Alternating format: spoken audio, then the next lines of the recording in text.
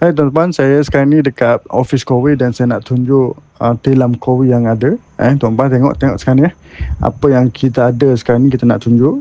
Ni adalah dekat saya ni adalah tilam Kowi yang ada set, yang set premium, dia punya prime light, prime 2 sebenarnya, premium prime 2, dan dia punya adalah 13 inci tebal dia, 13 inci, dan kita boleh tengok dekat sini tuan-tuan.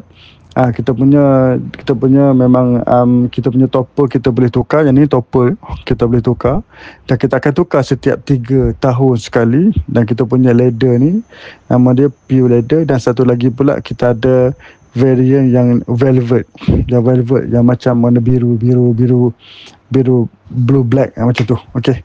Kalau yang suka yang blue black, yang apa quarter, boleh guna yang tu.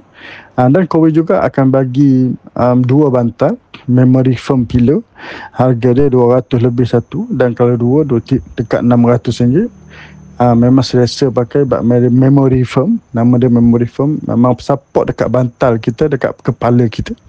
Dan Kowi juga akan bagi bedsheet yang, sebabnya kita surekan kita punya tilam ni jangan pakai tebal sangat yang bedsheet tu. Cuma pakai yang nipis macam ni, sebab kita ada anti-static dalam tu.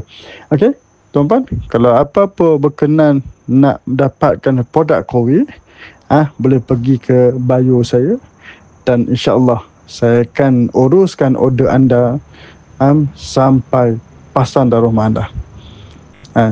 Saya Tarmizi, Kowi Top Consultant.